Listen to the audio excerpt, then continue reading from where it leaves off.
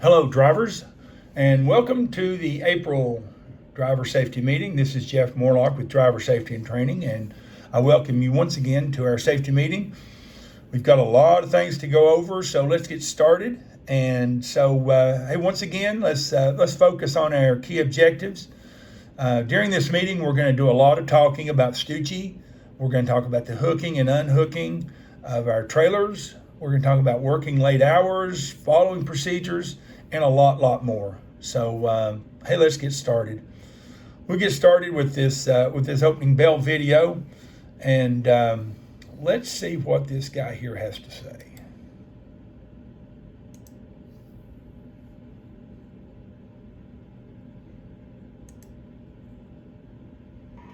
Hey drivers, this is Jeff Morlock with Driver Safety. And if you haven't heard, I'm sure you will, you're going to hear it all through this safety meeting about how last month, out of the 12 preventable accidents we had, 6 of them happened because of a tractor to trailer hooking and unhooking problem. Now, a lot of them were associated with the STUCHI, pulling away and not unhooking the STUCHI device and pulling all that loose and tearing all that up. And there've been a lot of people talking about and a lot of focus on about the alarms and not being able to hear the alarms or the sound of the alarms is confusing and all of this. Hey, all that is a problem. But the number one problem is we're not following procedures. If we followed procedures, we shouldn't even need an alarm. So drivers, as I look right here on my computer screen right here, this is the driver handbook. It's in your phone, okay? I'm sure that all of you have, during your training and your time with us, have heard it over and over again, the hooking, unhooking procedures. And I'm sure you have practiced it safely, but some of us are not practicing it safely and following the procedures every time. If you follow the procedures and you get your routine going, we're not going to have any pulled hydraulic lines, any pulled STUCHIs. We're not going to have any trailers sitting in the middle of the yard on its nose. But drivers, I can preach about it. It comes right down to you, the driver. You've got to stay focused on what you're doing. When you're out there hooking and unhooking, if you're getting fuel, if you're offloading product, no matter what, you've got to pay attention to what you're doing. And that stays focused. You can't have distractions. You can't be looking at your phone. You can't be doing any of those other things that distract us. You've got to stay focused on the job at hand. Slow down, do it right. Nobody's rushing you. I know you're maybe feeling like you're being rushed or you're under the clock. You want to get started or you want to go home or whatever the case may be. But we want it done safely. I think we all do. And we want it done correctly. So, drivers, you're going to hear about it. Like I say, you're going to hear a lot about it in this safety meeting. Please think about it in every aspect of your job, especially when we're out there hooking up equipment. I know, there's a lot of steps to it, but it's not really complicated, and it's just basic truck driving. So I'm going to leave it at that. So enjoy your safety meeting. I'm sure you will. So have a good day. Bye now. Right. Thank you, Jeff. Hey, so as you kind of think about that before we move on, just to kind of get our safety meeting juices flowing a little bit, so I asked you these questions, so what can mess you up when you're hooking and unhooking? What is it that can get you off or get you out of your routine? Is it interruptions? Is it distractions? What is it? Do you take shortcuts? I can remember when I was a driver, it was tempting. You think how it feels when you're hooked up or that sound. And so, you want to hurry up and get hooked up so you can get loaded and you can get on the road or you can get finished up and go home. And then sometimes we feel rushed. We feel like that, we need to get this done. So, because, we have a customer that's running out. And so, we're having to hurry. So I ask all of you to think about your routine and what can you do to better it? And how can you be better about following the procedures? Everything that we do, and I'm sure you've heard that as you've gone through your training, all the the Air Products procedures for things, and they're created to help you do your job safely and to do them correctly. So okay. Hey, let's move on. Our wellness nugget for this month. Let me click onto it. My mouse is not working correctly with me for some reason. So hey, let's just think of a little bit about long working hours. Now I'm just going to kind of briefly go through this. Hopefully your manager will print this off and post this in your driver's rooms, and so you can read it in a little bit more detail. But it's a part of one thing. It's working long hours. It's really a part of being a truck driver, unfortunately. But our products, as I'm sure all of you know, we all work long hours. Many of you drivers work 60, 70 hours every week. And believe me, it is very, very much appreciated because, the job you do, the work you do is what keeps our company moving forward like it is.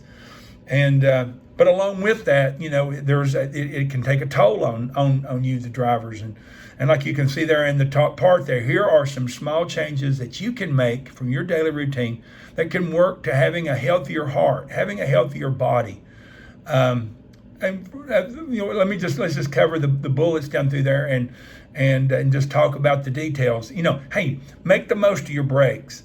When you take a break, when you pull over either in a rest area or in a truck stop or wherever you're stopping, make sure it's safe, that you're out of the way, that the truck is taken care of. Hey, then get out. Stretch your legs, move around.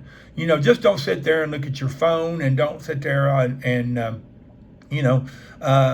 doing paperwork and then starting the truck up and taking off again.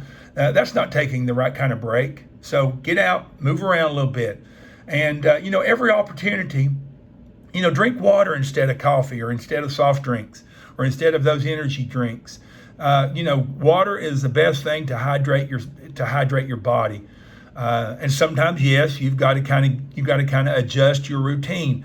I know a lot of you like a good cup of coffee of a morning or during the day, or a soft drink. I know I'm guilty of that. And think about your bedtime. How the quality sleep that you get, it makes such a difference in the day. That if you can get a good 6 to 8 hours every day, and a lot of times maybe you have to cut some things short in your personal life. Maybe you can't stay at that ball game, or you can't do these activities that run up into your hours that you'd normally be in bed, because you got to work the next day. So you got to think about those kind of things. Stop for lunch. You're allowed, to take those breaks, those lunch breaks. When you do, hey, refresh your body, and eat some good food. I know it's real tempting a lot of times to eat the honey buns and the candy bars and all that kind of stuff, because they do taste good. But sometimes think about what you're eating to where you're taking care of your system, your body, and allow time to recover. When you go home, and I know you've got things to do, you got plans, try to have that downtime there for a few minutes to where you can kind of unwind and just kind of relax there for a few minutes before you take off doing some kind of household task or head off doing something. So, hey, some really good things to think about. And like I said, hopefully you'll see these posted in your driver's room. But we do appreciate Lisa and Paula for putting these together for us each month. Okay, thinking about things that are put together for us. Here is the part of our safety meeting that the field EH&S people do for us each month. And our special emphasis for this month, as you can have heard, it's following procedures. It's just like Jeff was just talking about just a few minutes ago in the video, the importance of following procedures. And you can see there on this slide right here, what's been going on this past month at these terminals. We had just pullaways. And as you think about your routine, and you hooking and unhooking, you may be thinking, well, how does that happen? That would never happen to me. Be careful saying that, because these drivers here that this happened to. Hey, these are our top-notch Air Products drivers, but for some reason we either lose focus, or we just get we just don't really think about each step of the job. And we leave either the Stucci hooked up, or we don't roll the landing gear down, or we leave the fifth wheel unlocked, and that's where the problem lay. Now we've got things in place, and a good example of that is master the basics. I'm sure you've heard that before, but it is a good thing for us to think about in our focus on safety, and that is mastering the basics. And it's just as you think of how that sounds, how important it is for each and every one of us, drivers, operators, mechanics, managers, to master the basics. And as you think of mastering the basics, one of those that is a part of that is following our procedures. First off, you have to know what the procedures are. And so hopefully you have been trained on how to do it correctly. You know how to do it correctly. If you don't, go back into your driver handbook in your phone, or talk to your driver trainer, talk to your manager, ask those questions, get retrained. Hey, there's nothing wrong to hearing it again. Hey, there is absolutely nothing wrong with that. I'm sorry to be moving the phone around here a little bit. I don't have my normal tripod, and so it's moving around a little bit on me, so I apologize for that.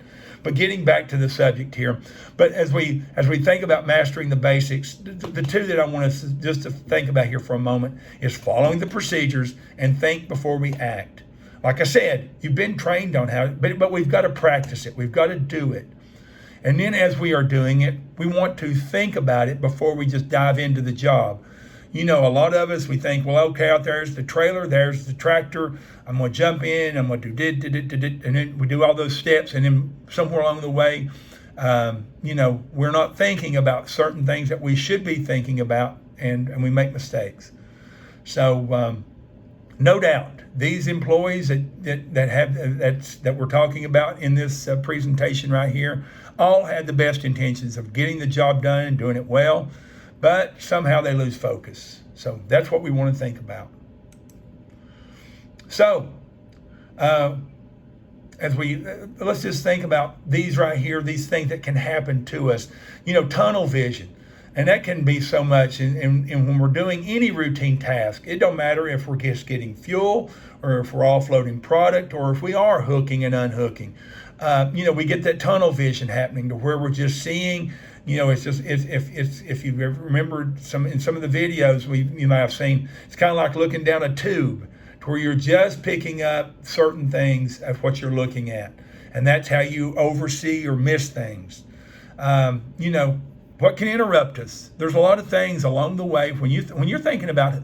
Let's say we're thinking about unhooking a trailer, and all of a sudden the phone rings, or all of a sudden you feel your phone vibrate and you're getting a task. You're getting a text from home, or maybe a co-driver, walks up to you and asks you where you're going, or hey, did you see that ball game? Or, those kind of asking you questions that get you off your game, and it gets you off place. And then when you go back, you're thinking, now where was I? And you pick up in a place, and somewhere along the way, you missed rolling down the landing gear. You see, things like that can happen so easy. So you've got to stay focused on the job at hand. Now, if somebody hollers at you, or if you do get a call, hey, finish the task, call them back, or answer that text when you can safely do so, or see that coworker later. But get the job done and get it done correctly.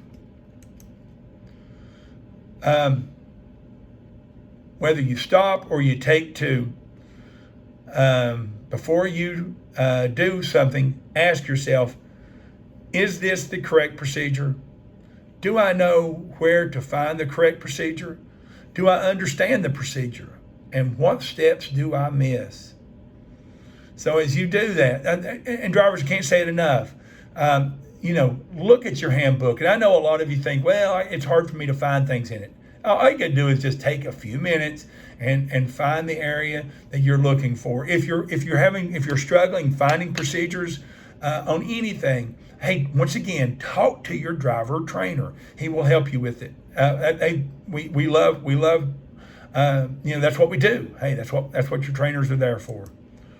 Okay, let's just talk briefly here about the incidents that we had happening last month. We had a driver in Austin, Texas, that got a cryogenic burn on his leg. And, this happened. It was an Air Products driver was delivering product to a Samsung customer in Austin. And driver was directed to deliver to a tank that is labeled as a Matheson tank. It wasn't an Air Products tank, and maybe it was new to the driver. And so this was the first time this driver had delivered to this tank. So as you can easily put yourself into this position, but to summarize this right here, the driver had product spray on his body and on his leg, and so it was a recordable injury. Medical treatment had to be reached out and got. And so some of the lessons learned from this that we can all learn from: whenever experiencing a cryogenic burn that leaves a mark on your skin or a sensation that is different than the skin's normal feeling, make sure you talk to your manager. Ask EWE, request EWE and medical attention. Waiting to see the outcome can be bad, because you've got to take cryogenic burns serious. And drivers, make sure you're wearing the correct PPE. I know you're going to hear that in just a few minutes in the safety meeting, but I want to just say it first.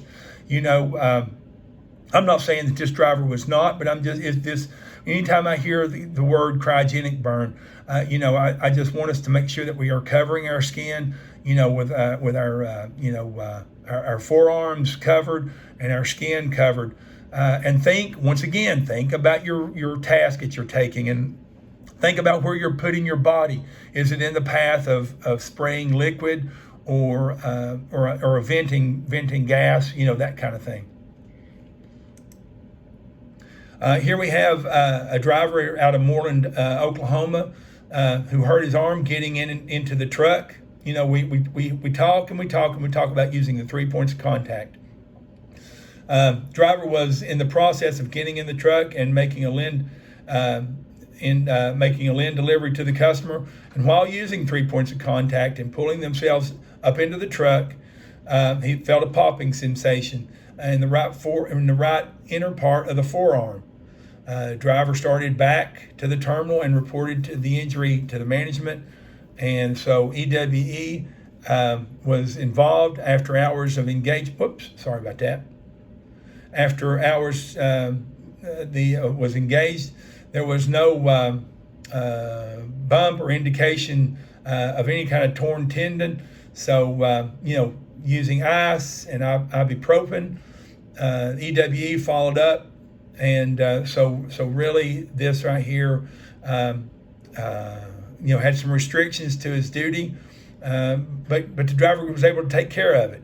So, the lessons learned, proper warm up. We talk about the 3 points of contact and how important it is. Hey, but we've also got to get our body warmed up before we start doing any task. Getting in and out of the truck, or getting out there doing that hooking and unhooking, or doing that pre-trip or post-trip inspection.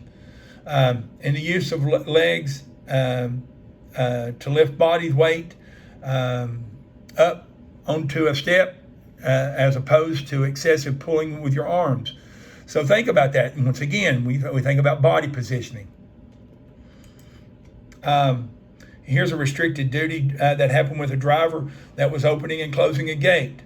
So we're going to talk about gates here in just a few minutes, but we can see here this was a driver that was trying to open up a gate, and he noticed it was kind of stuck in the ice, and so he tried to force it, and in doing so, got some injury. So once again, we talk about mastering the basics. Think before you act. Think about the task before you're getting ready to do it, making sure that you try your best to push instead of pull. And here's a vehicle rollover that I'm sure that that you may have heard about. And this is a driver that was in a micro bulk truck going down the road, and then was struck from the back. And as he was struck in the back, it drove our vehicle into the Jersey barrier, and in doing so, we rolled over. But the lesson learned from this is that seatbelts and airbags save lives. So drivers, wear your seatbelt and wear them correctly. Don't put a seatbelt on and then blouse it way out to where it's not doing its job.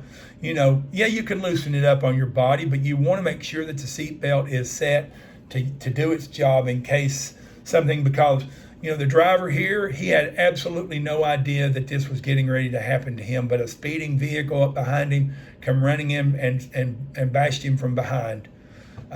So that's how quickly it can happen.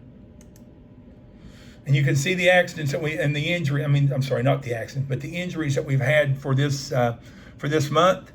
The numbers are nowhere near what we are wanting. So for drivers, I know that you're not wanting it either. So hey, once again, think before you act. Follow those procedures. And, get your body warmed up. Use the correct PPE. All those kind of things all work together to keep us safe. Okay. The ergonomic top 10 list. It's something how they had this injury that happened there up in Canada, and so as we've been doing over the last few months, we think about the ergonomic top 10 list. And so for this month, number 3, it's gates. Opening and closing gates ergonomically safe. So let's think about that. So you, the driver, as we were doing ergonomic training a couple years ago, your feedback to us was excessive force to operate difficult gates and routine maintenance on gates, how important these things are. So many of our deliveries involve the opening and closing of gates. In a lot of these situations, the gates receive no maintenance or attention from our customers. And this is not bad-mouthing our customers, it's just out of sight, out of mind. If, the gates, if nothing is reported to the customer, they think the gate's working fine, so nothing's done. But you, the driver, have to deal with them, every delivery.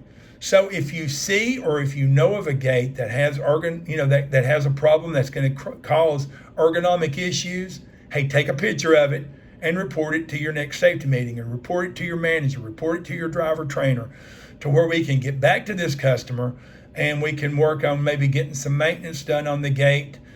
Maybe it's a matter of just some oiling up or maybe some replacement of wheels. I don't know, but a lot of times, gates can be fixed with just a little bit of maintenance.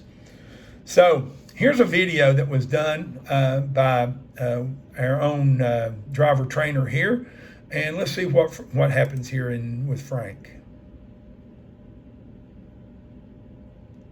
Just a moment.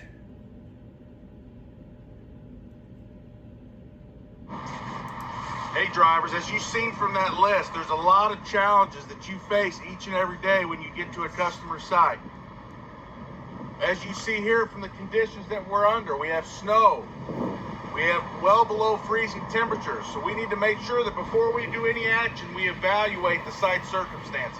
One of the first things that we want to evaluate is this customer gate. Each and every year, we have several driver injuries from drivers opening up this gate. With these kind of temperatures and conditions, we want to make sure, we want to check the rollers and make sure that they're not iced and thawed. Whenever we go to open up this gate, we want to make sure that we don't pull, we want to push this gate open, okay? If at any point you get to a customer site and you have major resistance with this type of customer gate, you want to make sure that you report it. After we've gotten this customer gate open, the next thing we're going to look for is what kind of trip hazards can be in our way. With these types of conditions with the snow, we have no idea what's underneath the snowbank here. We see that we have conduit. We have a platform here that covers the conduit to where the telemetry is going to be. Okay, we have our valves. We want to make sure we look at our valve locations and clear the area before we start to perform any work so that we can ensure that we do so safely. Drivers, this specific location that we're at just happens to be a hospital, so we know that we're going to have to fill this reserve tank back here. We need to be aware of where our manual vent valves are. But before we do that, we need to make sure that we have the proper footing, the proper boots, the proper traction. We have our snow cleats, ice cleats on, so that we can navigate this travelway safely. Drivers, as you know, these are just a few of the challenges that you face each and every day when you make a safe delivery. We know that the circumstances aren't perfect, but we're asking you to give us the feedback.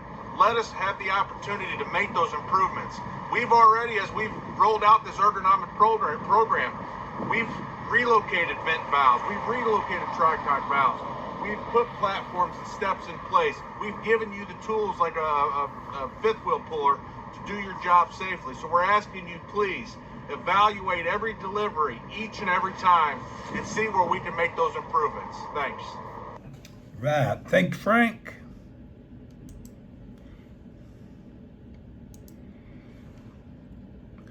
Okay.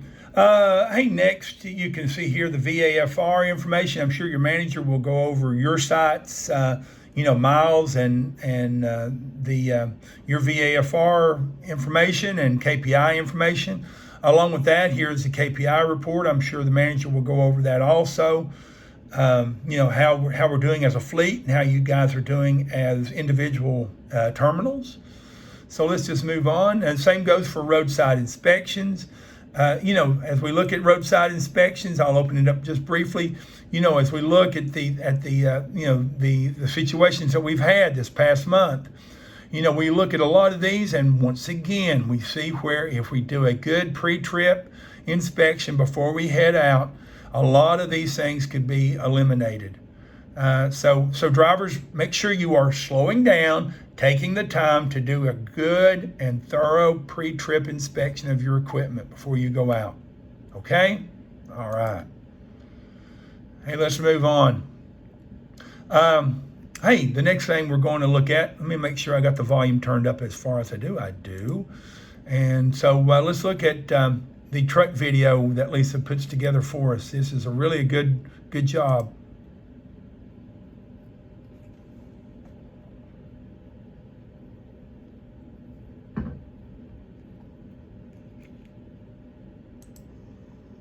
In March, one of our Glenmont drivers was involved in a non-preventable rollover accident. Thankfully, he was wearing his seatbelt correctly and was not injured. In viewing some Samsara events, we see drivers not wearing their seatbelt correctly and sometimes not at all. This is a DOT and company violation, but more than that, it could cost you your life. This driver was traveling on the Mass Turnpike at approximately 65 miles an hour when suddenly he was struck in the rear by a car traveling at a high rate of speed. This caused our driver to strike the Jersey barrier on the right and then the center barrier, causing him to roll over. Let's take a look at the accident from the driver's perspective.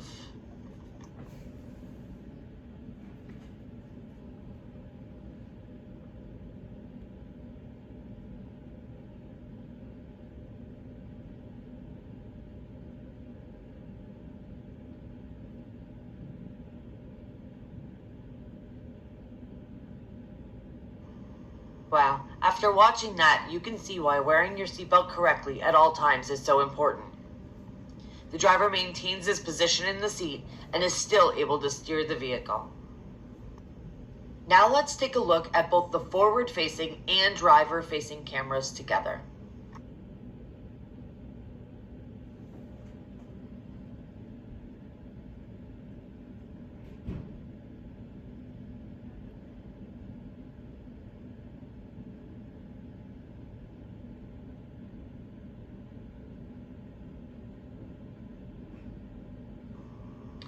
AJ from the driver safety team is going to review the proper seatbelt fit that could save your life in the event of a violent crash. Hello drivers, it's AJ Childrose with Driver Safety and Training. Just want to take a minute here and touch on some points on how to properly wear your safety belt. As seen in the videos before, it really will save your life. First thing you want to do, reach over your shoulder, click it into place. You want to make sure that is directly across your torso, not below your arm, not behind the seat. That will do nothing for you in an accident. proper way to wear it, across your torso, across your lap. If it feels a little restraining, pull it slightly off your body and use the belt lock to lock it into place. That way there, you're more comfortable and you can continue on down the road. Thank you. Have a safe day. Following policies and procedures saves lives and accidents. We want everyone to make it home the same way they came to work. All right. Okay. Hey, great video. Thank you, Lisa and AJ. Let me...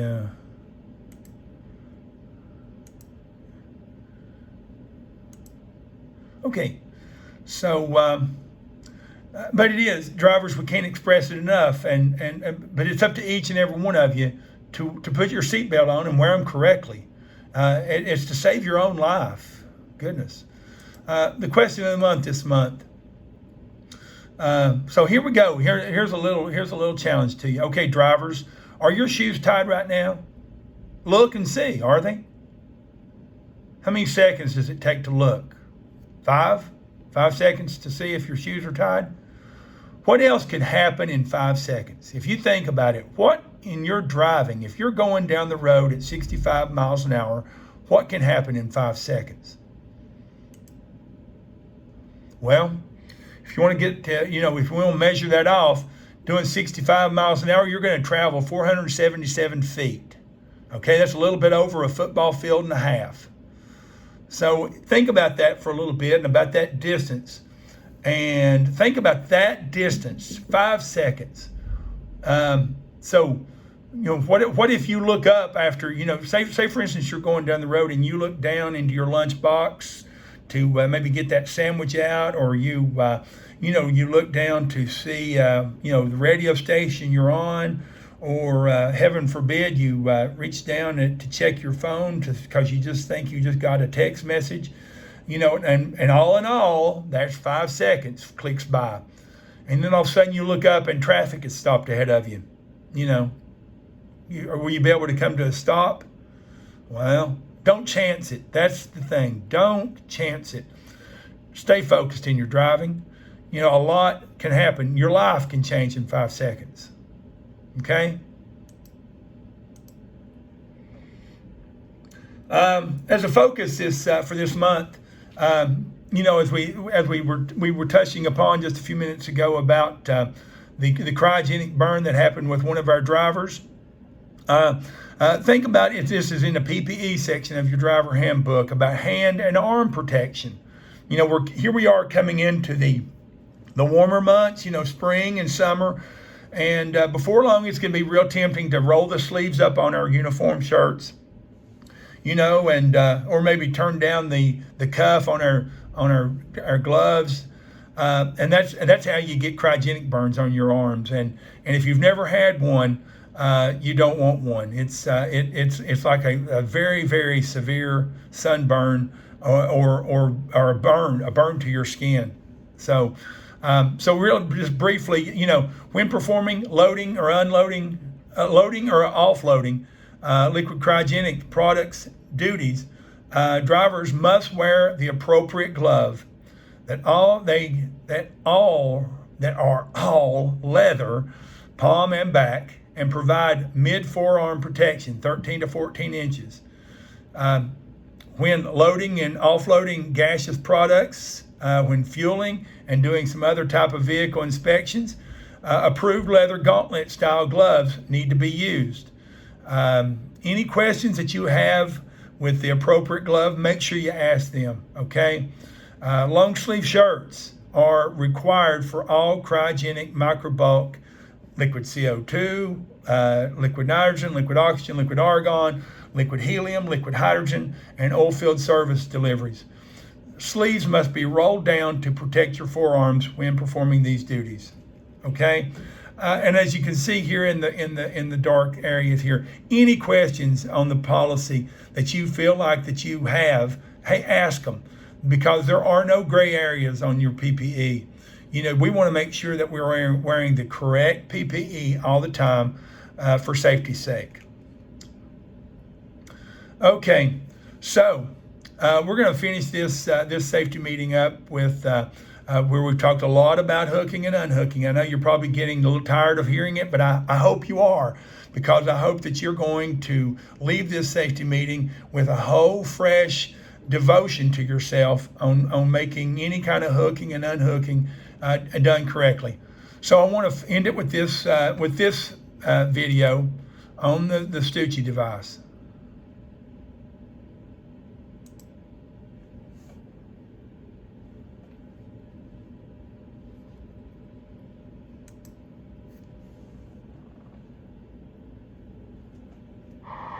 Hey drivers, I'm Todd Lindsay, driver safety and training specialist out of LaSalle, Illinois. Recently we've added a number of hydraulic units to our fleet. With these hydraulic units, we've also had some procedural changes to the way we hook and unhook the equipment. These changes can be found in your driver handbook starting on page 103. We'd like to take a few minutes now to show you what these changes are. Thank you. Unit is in the proper position. Set the transmission to neutral. Leave the tractor ignition in the on position, set the trailer brakes, and release the tractor brakes. Safely exit the cab using 3 points of contact. Hearing protection is recommended at this time, as the audible alarm for the Stucci connection will be sounding and the light will be flashing. If your trailer is air equipped, move to the rear of the trailer and lower the air suspension at this time.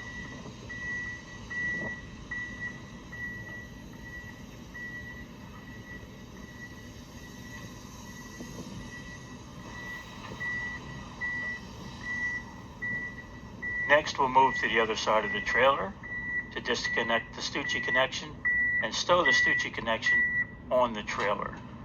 Once the Stucci connection is properly stowed, be sure to replace the dust cap at this time and properly secure it by lowering the handle on the Stucci connection.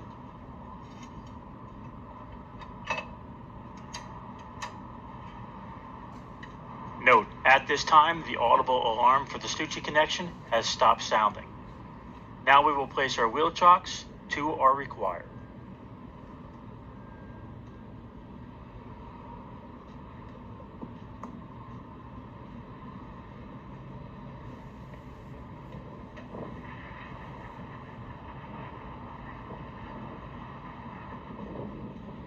Next, we will lower the landing gear. Crank the landing gear down until the plates touch the ground, and then stow the handle when finished.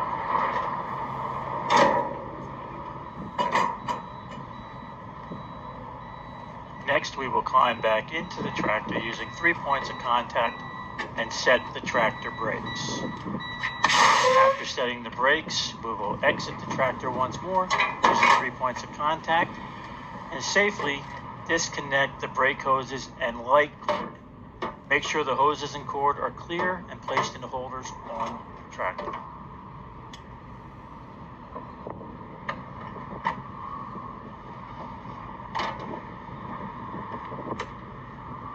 Next, we will release the kingpin utilizing the 5th wheel puller and the safety latch utilizing the puller also. Be sure to check all your work before re-entering the cab and safely pulling out the tractor from the trailer. As always, if you have any questions, contact your local driver safety trainer. We'll be sure to help you. All right. Thank you, Todd. Okay, drivers. Hey, once again, at the very bottom here, here is just if you have not gone over the changes, the recent revisions to the driver handbook, this PowerPoint right here covers that. So I invite you to do that on your own if you have not done it yet, or you have not had your manager hasn't done it yet in your live safety meeting. So please make sure that you are aware of those changes. So let's kind of back ourselves up as we get ready to close this meeting off. Hey, once again, drivers, and I know you've heard it, but I want to say it one more time. Hey, drivers, slow down and follow the procedures when you are hooking and unhooking, and making sure that you if you have Stucci hydraulic connections with your trailer to your tractor, that you safely and correctly unhook that and put store that away before you make your separation. making sure you're wearing the right gloves. If you need new gloves, if you need your gloves replaced, take your gloves to your manager and get you some new ones. We want to, nobody's asking you to use, gloves out there doing your pre-trip that are all covered with oil and stuff like that. Get you some good gloves. And if you need new cryogenic gloves, hey, take them and get them replaced. It's that simple. The question of the month, once again, let's look at that one more time, drivers. Your shoes. That's always a good reminder. If you look down at your shoes and if you to make sure they're both tied, 5 seconds. Yeah. So what can happen in 5 seconds in our driving? Yep. So it's just a little bit of a reminder to you drivers. I know some of you are maybe getting tagged on, KPIs, inattentive driving and that kind of stuff. But drivers, get your driving situation prepared before you pull away. If you're going to be getting a beverage, or you're going to make sure you're in the right radio station, or you have your heat or your air conditioner set. Hey, get all that taken care of before you're going 65 miles an hour in traffic. So, get that stuff taken care of. An excellent video made by Lisa this month on the seat belts. Good reminder to all of us to make sure we wear our seat belts in our work trucks and in our private vehicles. Do those pre-trip inspections, drivers. Gates. Remember, if you're getting gates that open up at the customer or open up right at the tank, don't get out there and start pulling and tugging. We want to push instead of pull. And if there's a problem with any of the gates, make sure you report them. I know the long hours are tough, but take care of yourself and make sure you get the proper rest. Okay, drivers, that's it. I hope you have enjoyed your time with me in the safety meeting, and I know you're going to get a good safety meeting at your terminal also. So for driver safety and training, this is Jeff Morlock wishing you all very safe trips, and that you take care of yourself. Bye now.